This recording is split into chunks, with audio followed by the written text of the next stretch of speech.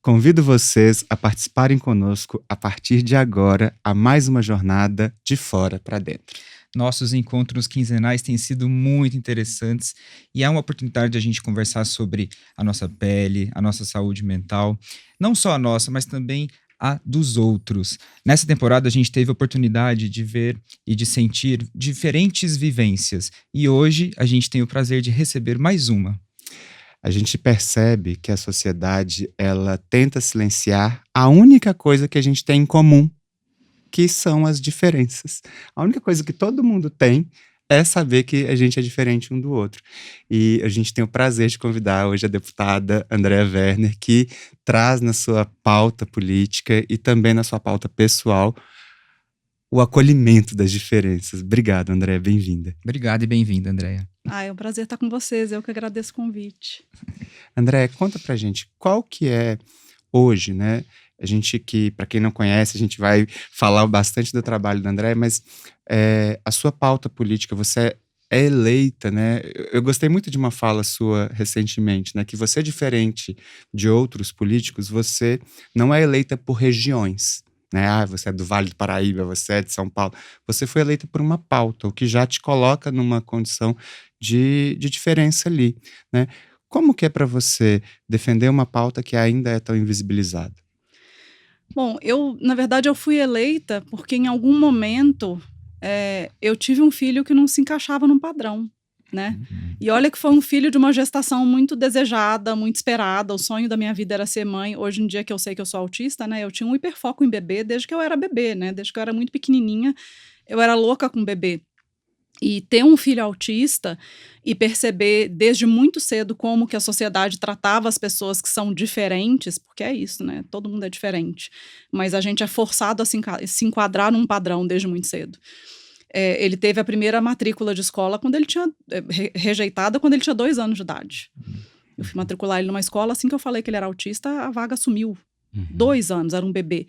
Então, na hora que eu percebi como a sociedade tratava com violência as pessoas com deficiência, porque autismo é uma deficiência, aquilo começou a causar uma revolução, né, dentro de mim. E, resumindo muito a história, isso acabou me trazendo onde eu cheguei. A sociedade tenta enquadrar todo mundo nesse padrão de corpo, de mente, que é o que é considerado o aceitável, ou o que é bom, né? Todo o resto não é bom ou não é desejável. E isso, às vezes, é falado de formas sutis ou de formas nem tanto.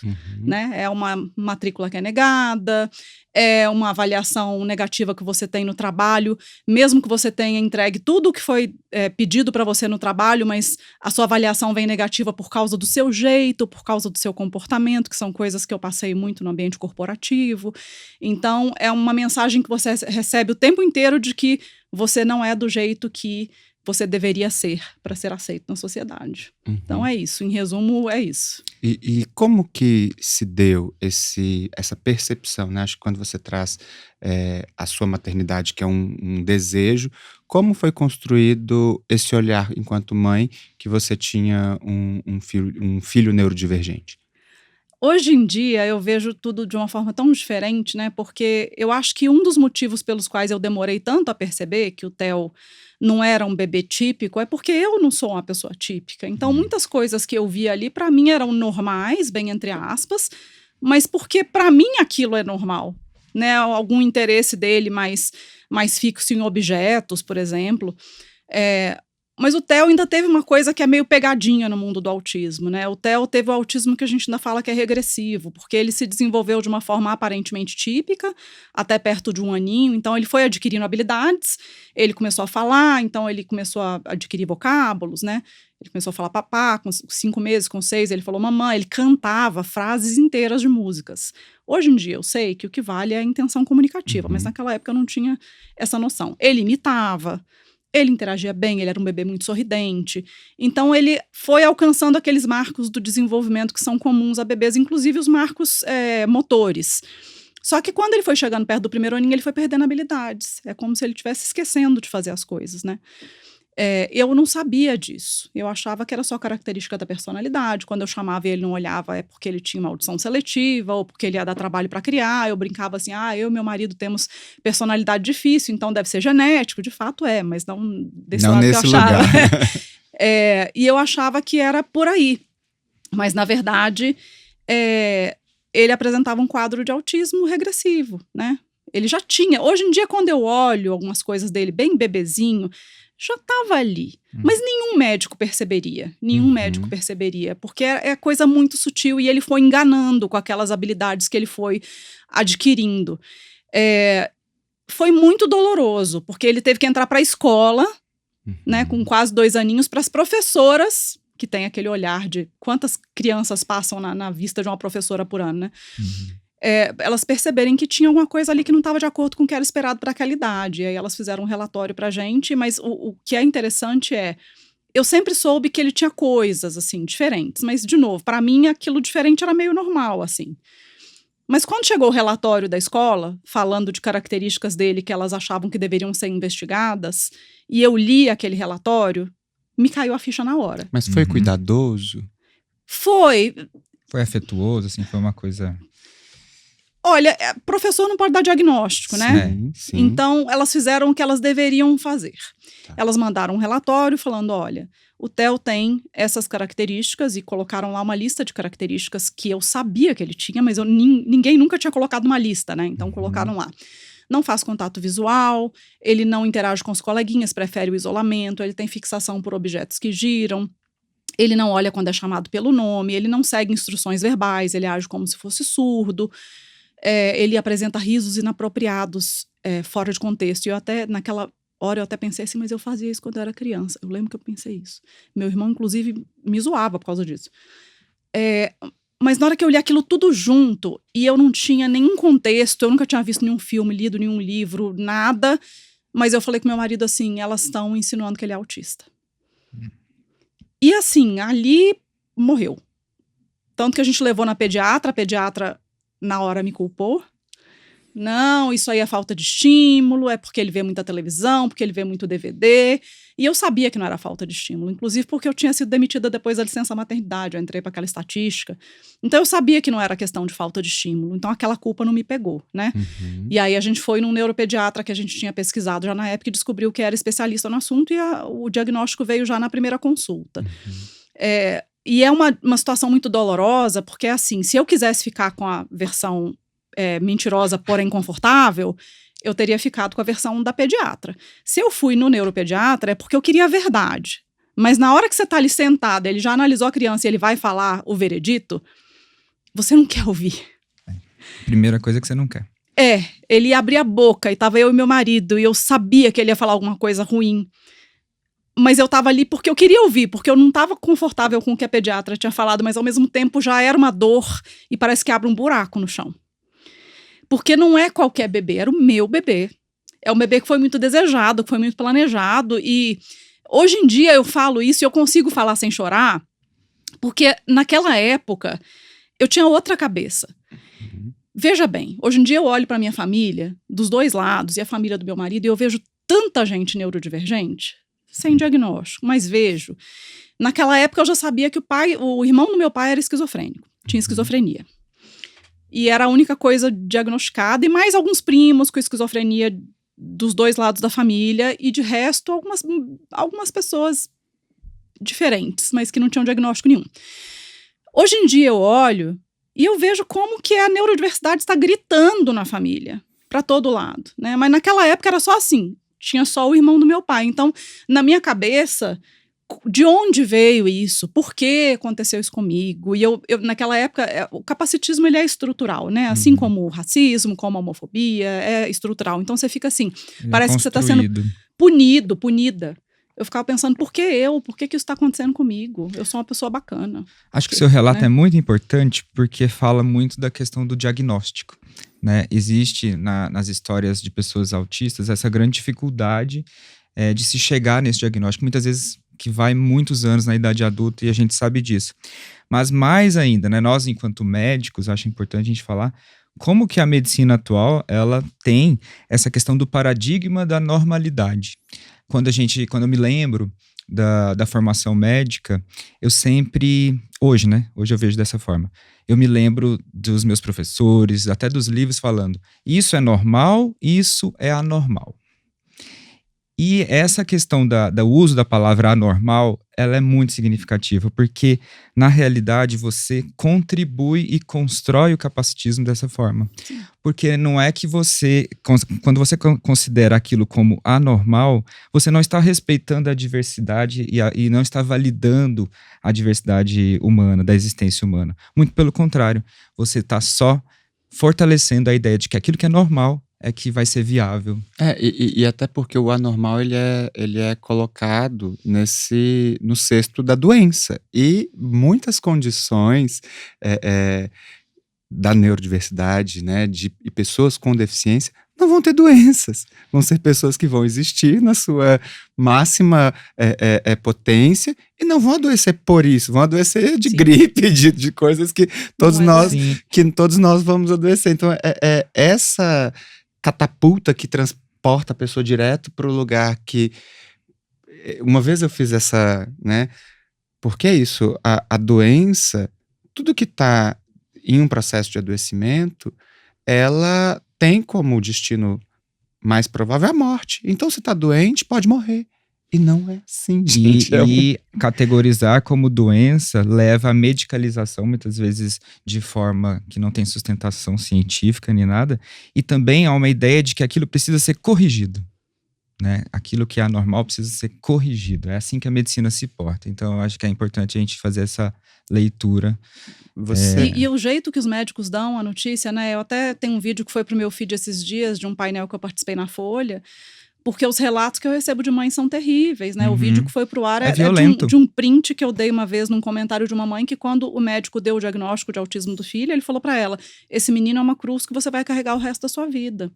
E aí, nesse post com esse vídeo, se vocês forem lá, é um show de horror, porque aí as mães começaram a entrar e contar das experiências delas. E tem coisas piores do que isso nos comentários. Então, você vê como que falta não só a questão do letramento anticapacitista na medicina, mas da própria humanização mesmo. Você não vira para uma mãe e você fala, olha, dentro da cabeça do seu filho só tem água, que foi o que uma ouviu, por exemplo. Ó, mãe, seu filho é mongol. Nem se usa esse termo mais.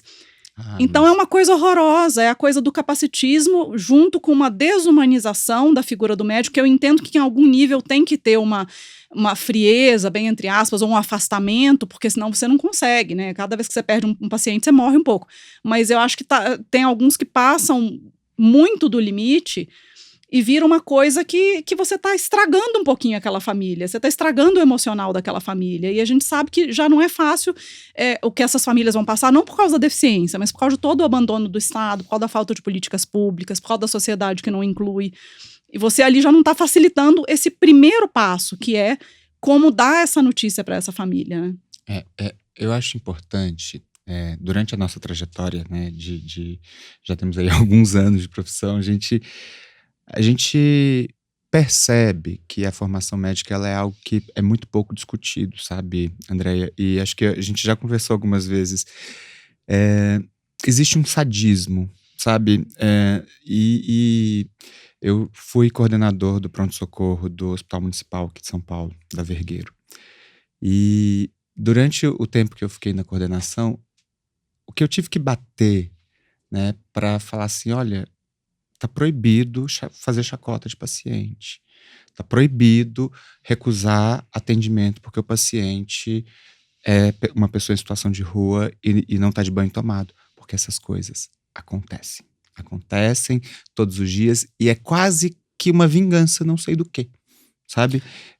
Você conviveu, a gente trabalhou junto, então assim, a gente convivia isso e assim, era uma luta muito solitária, porque é como se eu estivesse fazendo o que era errado dentro de um contexto onde aquela era a norma.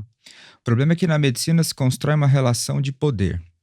né, entre médico e paciente. Esse poder se baseia no fato de que o médico, teoricamente, tem mais conhecimento e tem mais solução para aquele problema que está sendo levado. Isso na pandemia foi colocado meio em xeque. Né? Oh. Não é por Aí, nada, não. esse foi assim, um dos véus que se caíram.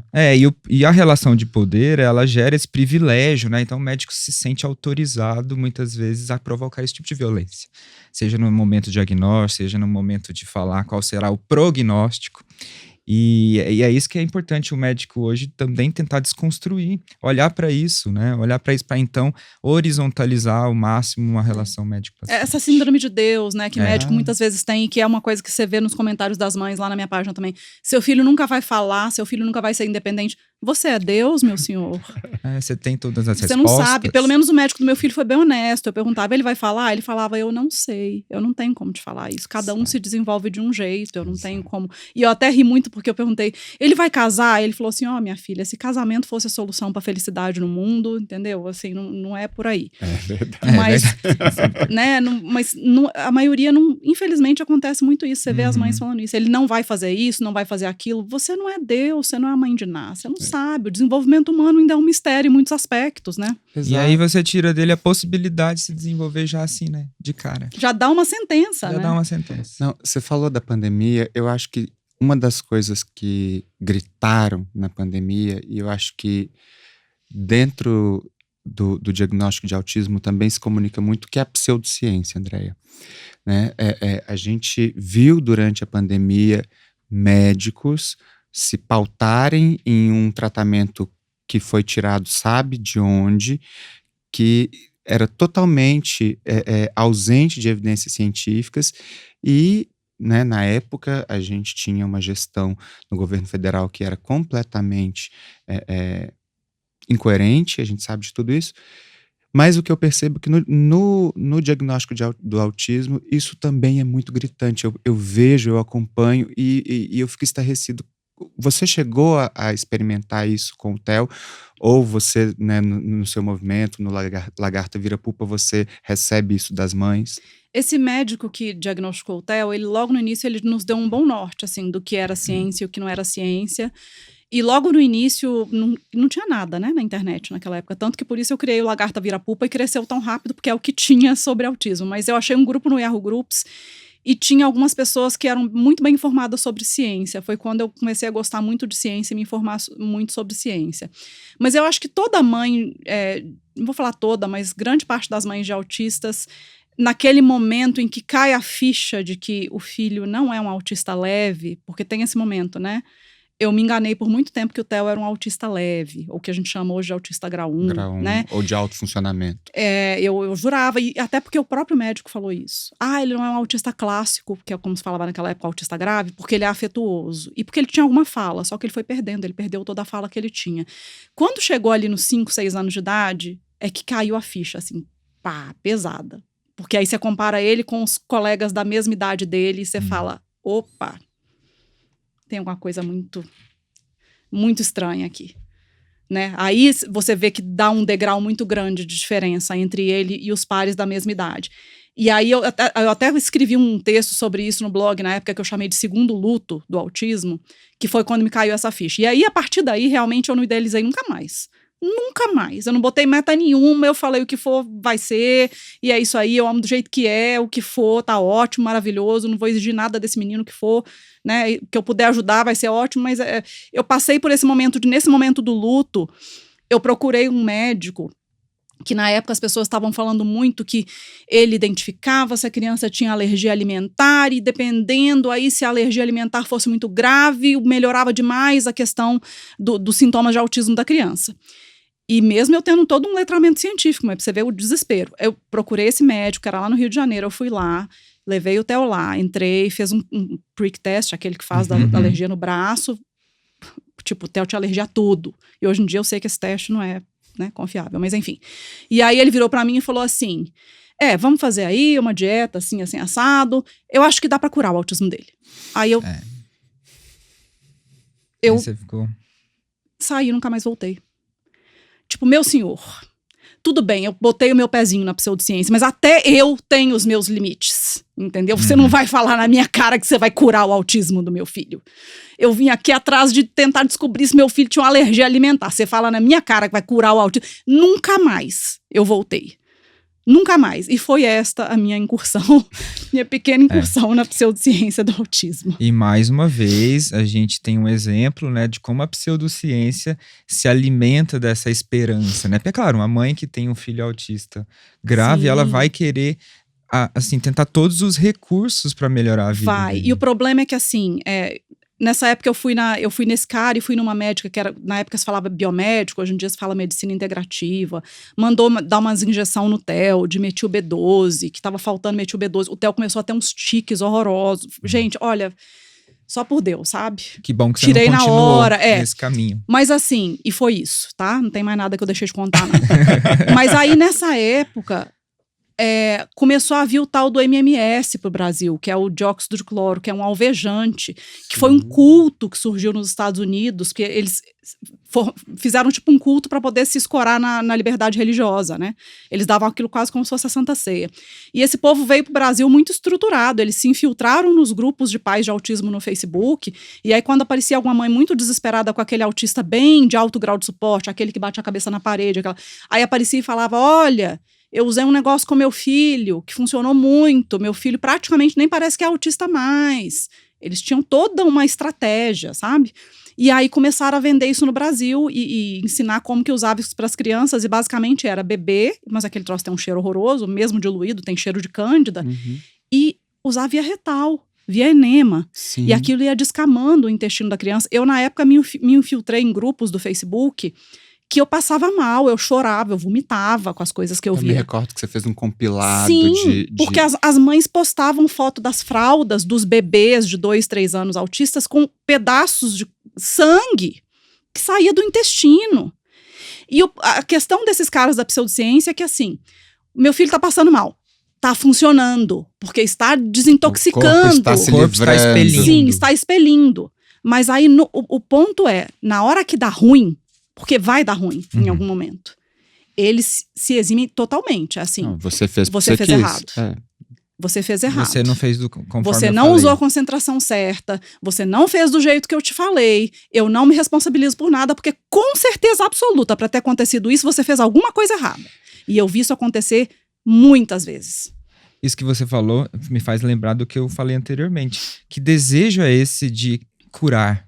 Mas né? eu acho que desejo é esse de corrigir uma alteração. Mas eu acho que é mais perverso que isso. Sim. Eu acho que é a sombra do outro polo, né? O desejo é justamente de causar dano, é de tirar essa existência desse lugar de convívio.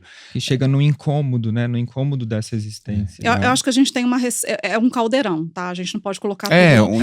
É assim, a gente junta aí a questão do capacitismo, que é estrutural. Então, a mãe não entende aquilo como uma neurodiversidade. A questão de todo o abandono social, essas mães muitas vezes são abandonadas pelos maridos, 80% das vezes, ficam sobrecarregadas, não conseguem se manter no mercado de trabalho. Então, é o desespero. Não tem políticas públicas. Então, o que é que eu vou fazer? Esse menino, ele me bate, ele bate a cabeça na parede, às vezes tem criança que come as próprias fezes, a criança que fica sem nenhum estímulo. Tem graus que ficam muito desesperadores mesmo, porque a criança não teve nenhum estímulo, não tem políticas públicas. E desconhecimento científico, a gente tem uma falta de letramento científico, a pessoa vai acreditar que o alvejante diluído, se tem uma pessoa falando que aquilo vai funcionar, deve funcionar. Elas não entendem que relato pessoal não é evidência científica. Total. Eu acho que tem um outro ponto também. Sempre há um discurso, e isso aconteceu recentemente, não sei se foi aqui em São Paulo, que coloca a criança, né, que nasce com deficiência como um castigo divino, né? Então, se aconteceu isso, é porque Deus está te punindo, é aquela existência, e muitos, por se vincularem a essa espiritualidade, a essa fé, também acabam sendo capturados pela pseudociência, porque ela vem com comemorativos um pouco mais atrelados a esse lugar, né? Então, de que essa fórmula é milagrosa, aconteceu um milagre na minha vida. meu filho se curou, e isso vai conectando com esse lugar que é de uma fragilidade psíquica, mas também que é de um desejo muito grande que aquilo se cumpra, né? Eu vejo dois tipos de discurso. Eu vejo até um mais prevalente do que esse, quando a gente está falando de capacitismo ligado à religião. Eu vejo com mais frequência eles falarem que o filho, que foi Deus que te escolheu para cuidar, que você tem uma missão e tudo, do que falar que foi um castigo. Um castigo é pouca gente que tem coragem de abrir a boca para falar, uns infelizes aí. Mas tem esse outro lado que também é capacitista, que é falar, Deus não escolhe os capacitados, ele capacita os escolhidos. Deus te escolheu porque você é especial, você tem uma missão para você cuidar dessa criança. Que também é tudo capacitismo, no final das contas. Porque tá querendo dizer assim, olha, segura essa bucha aí, que vai ser muito difícil. E essa bucha é sua. Ninguém tem nada a ver com isso. É de Deus com você. Se resolve aí com o Todo-Poderoso, porque, enfim, e ao o mesmo Estado tempo não vai tem te nada a ver levar com a um isso. suposto processo de evolução, Sim, né? E que é quase assim, para que a mulher se conforme com aquilo, com todos os abandonos que ela vai sofrer, porque ela vai sofrer. Para que ela não fique enchendo o saco do Estado, porque não tem terapia no SUS. Para que ela não fique enchendo o saco quando o marido fala, tchau, saí, isso aí não é para mim, entendeu?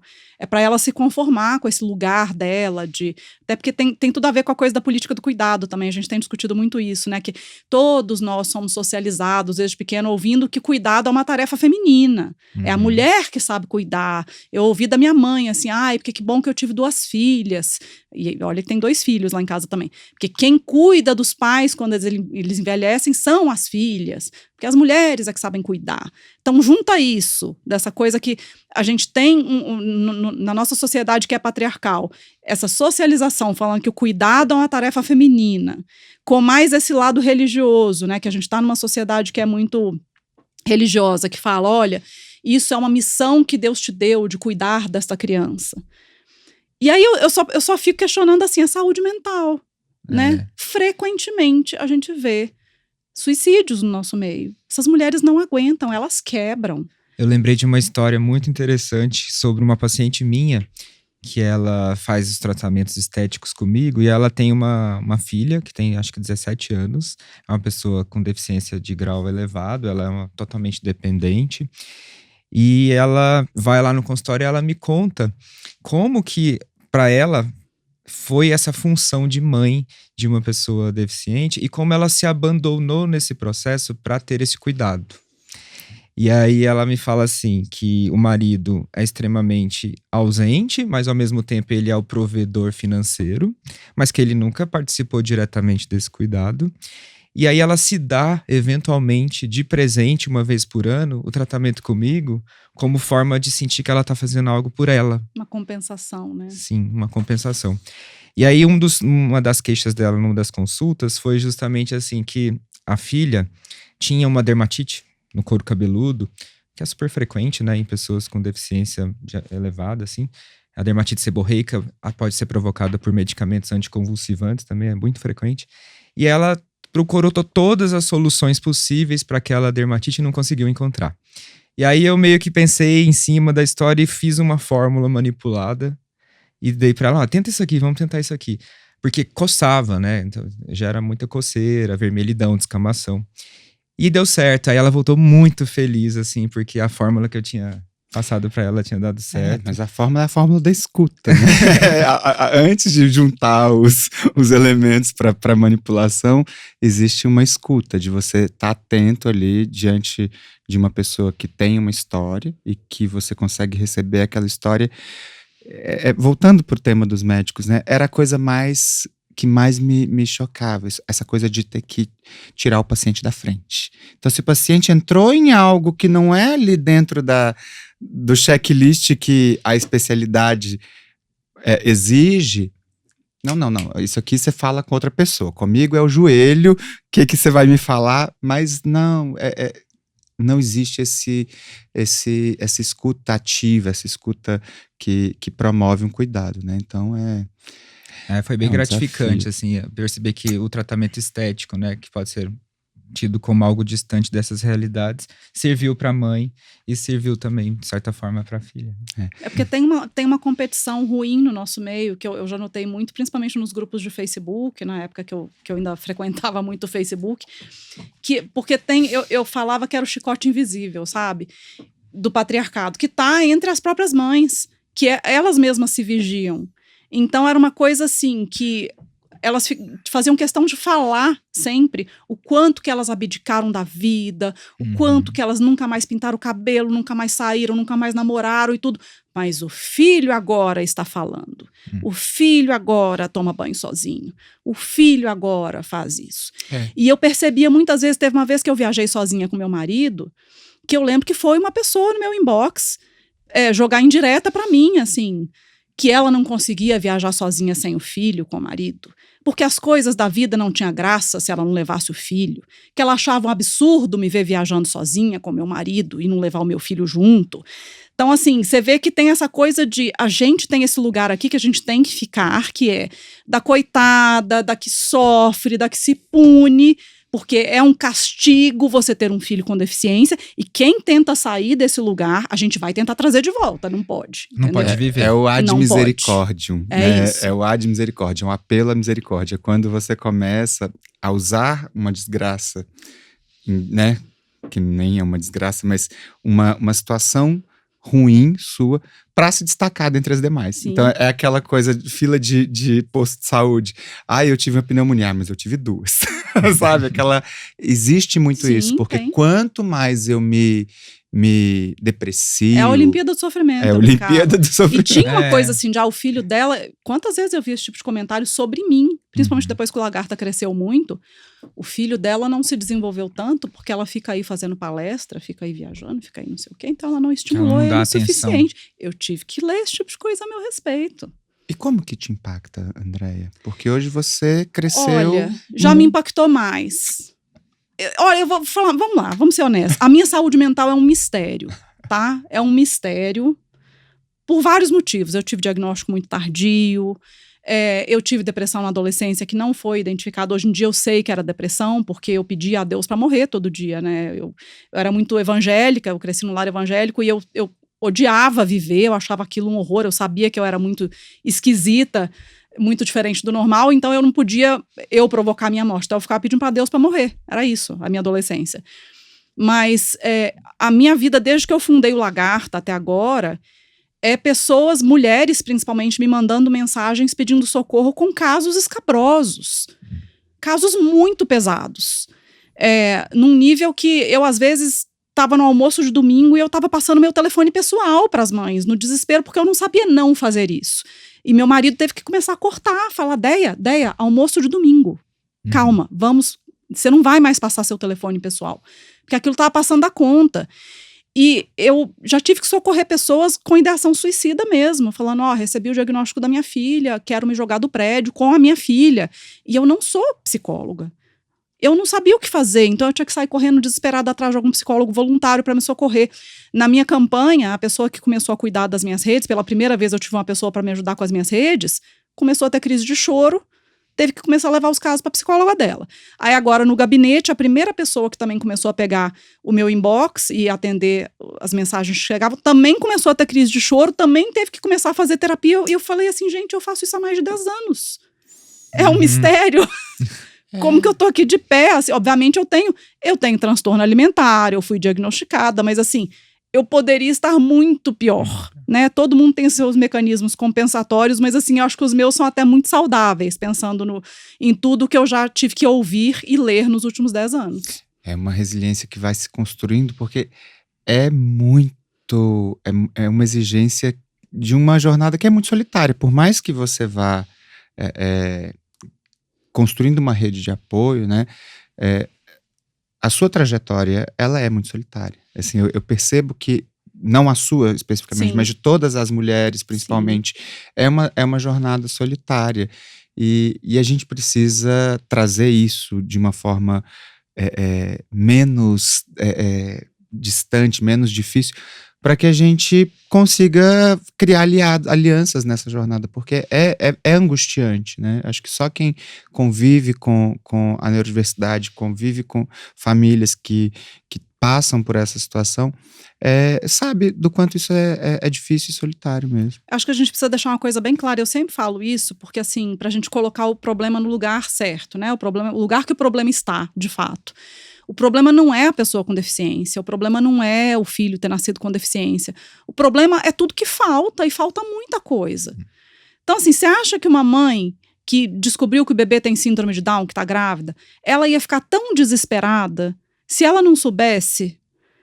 Se ela soubesse que ela vai ter todo o suporte do Estado, que vai ter todas as terapias, as intervenções desde cedo, que ela não vai ter que ficar brigando com o plano de saúde, judicializando para o plano de saúde fazer o básico, que o filho, ela não vai ter que brigar para o filho ser matriculado na escola, que o marido vai embora.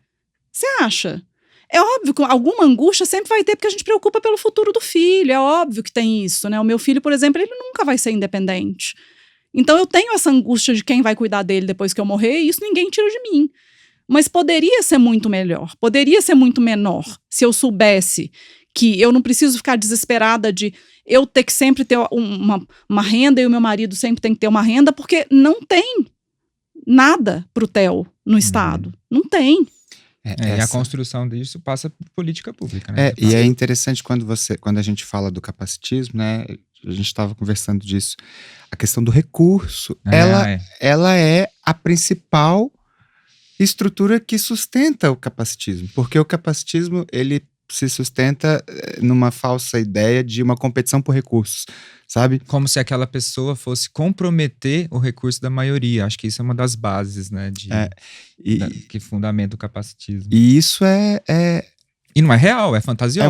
É uma falácia. E da mesma forma, quando a gente pensa na escola inclusiva, essa ideia falaciosa de que, né, se a gente for pensar a distribuição populacional global, né, a gente está falando de 1%, 2%. Então, como que essa população, né, se a gente for pensar numa escola que tem 2, 3 crianças autistas, como que ela vai prejudicar o desenvolvimento de todas as outras crianças, né? E esse é a barreira que se coloca quando a gente fala de inclusão. E ao mesmo tempo tem pais fazendo abaixo-assinado para tirar a criança com deficiência da sala do filho. Porque olha, eu já vi cada caso de autista que tem a acompanhante que vai com ele para a sala, porque é um autista de maior suporte. O acompanhante terapêutico. Sim, e mãe de outras crianças falando, vou mandar babá do meu filho junto também, já que esse aí pode ir com a acompanhante. E você fala, mas ok, minha senhora, mas o seu filho precisa da babá dentro da sala? É essa a pergunta, né? Então, mas essa é como se estivesse tirando... Primeiro que não é babá. Segundo que... O que é isso? Por acaso é um privilégio? Não é sobre isso, isso é acessibilidade. Exato, né? É como se estivesse tirando algo de mim, mesmo que eu não necessite. Mas... Eu tenho uma amiga que tem uma escola e ela fala que a maior dificuldade dela não é com as crianças com deficiência, é com os pais das crianças sem deficiência. É a maior luta que ela tem. Eles não querem que ela esteja Eles ali. não querem aquelas crianças lá. É o apagamento, né? É apagar com a borracha para não se incomodar com aquilo. Isso é muito... Você falou uma coisa e me trouxe um pensamento da importância do olhar das professoras, né? E aí, quando a gente pensa em discursos que vão para um extremo oposto, né? Esses discursos ultraconservadores da extrema-direita que tentaram, inclusive, impor o homeschooling, né? Aquela ideia de que a escola é um lugar de doutrinação, então que a gente tem que educar as crianças em casa. Do meu jeito. E esse era um dos pontos que eu mais trouxe, né, nos lugares que eu tive a oportunidade de falar, o quanto que o ambiente escolar, ele também é um ambiente de prevenção, um ambiente de construção de um olhar que não é o olhar do pai e da mãe, que o olhar do pai e da mãe, gente, é um olhar que está cheio de afeto, que está cheio de... E de viés. E de vieses, né? Então eu achei muito bom você falar isso, porque reforça, né, a importância da construção da escola como um ambiente de cuidado e de transformação. Não é só educação. A gente tem que tirar essa visão de que escola é livro de química, física, tirar nota e o Enem. Na escola, ela é o convívio social, ela é um ambiente que muitas vezes é o único acesso à saúde que algumas crianças vão ter também. É o único lugar que muitas crianças vão comer. É o único lugar que tem de alimentação. É o único lugar em que, às vezes, uma professora vai notar que um aluno apanhou em casa, que uma aluna foi abusada sexualmente por alguém da família. Então, se você tira isso, se você tira esse contato social dessas crianças com o ambiente externo, quem que vai poder ajudar essas crianças? Exato. Fora que eu lembro que na época que vieram com esse discurso do homeschooling, usaram muito as crianças autistas. É porque está tendo muita exclusão, as crianças autistas estão tendo muita dificuldade de inclusão na escola, então tem muitas mães que querem... Opa, de quem que vocês estão falando? Porque é muito fácil o Estado se eximir dessa responsabilidade da educação especial e jogar nas costas das mães. A gente não está conseguindo, vocês se virem aí, agora a gente está liberando homeschooling, vocês façam. Né? Então, toda vez que me procuram sobre esse assunto, eu falo, olha, eu acho que para alguns casos, a gente já tem previsão legal, a pessoa pode acionar a justiça, porque tem crianças que, de fato, elas têm questões de saúde tão comprometidas, assim, que elas não têm mesmo como ficar na escola. Para isso, tem exceções legais já previstas. Mas é para proteção da vida, sim, né? Para todos os outros casos, eu ainda acredito na escola inclusiva. A escola tem que se adaptar para que todas as crianças estejam lá. Correto. André, a gente está caminhando para o nosso encerramento. A gente está, assim, muito honrado de ter você aqui com a gente. Para encerrar, eu queria que você construísse, assim, um pensamento para a gente, enquanto sociedade, estratégias para que nós diminuamos o nosso capacitismo, porque todos, né, eu sempre aponto essa, proponho que a gente aponte a seta para a gente, porque todos nós somos racistas, nós enquanto pessoas brancas, carregamos traços Fazemos parte da estrutura. Nós fazemos parte da estrutura, carregamos nossos traços de transfobia, mesmo sendo pessoas LGBT, a gente vai ter isso. Como que a gente pode tratar e diminuir o capacitismo na gente? Acho que hoje em dia já tem leituras a respeito e principalmente uma coisa que não tinha quando o Theo foi diagnosticado. Tem muitos influenciadores com deficiência nas redes, falando a respeito de uma forma didática, corajosa e alcançando muita gente. Então é procurar essas pessoas, procurar essas vozes e seguir essas pessoas. Porque na época que o Theo foi diagnosticado, eu achei um cara falando de autismo no Facebook em inglês. Ele era americano. Não tinha autista falando na internet naquela época. Hoje em dia já tem autistas, pessoas com paralisia cerebral, pessoas com síndromes raras, tem de tudo. Então, assim, o que não falta é diversidade na internet. Mas você tem que querer Você procurar. tem que ter a proatividade. Não vai chegar. Tem né? que ser ativo. Acho que essa busca tem que ser ativa. o grande transformador é você permitir conviver. E aí essa convivência ela vai mudando. Como que as pessoas te acham nas redes sociais? Fala um pouquinho pra gente. Se digitar Andréa W, já aparece Andréa Werner. Já mesmo. Fica fácil, né? Tô em todas. Sim. Todas as redes sociais. Vocês encontram no DR Thiago Cunha Dermato. Eu no @psique nas redes. O podcast vocês encontram no @de fora pra dentro podcasts. No YouTube, ativa sininho. O episódio foi lindo, muito obrigado. Muito obrigado. Mais uma vez gente. emocionante.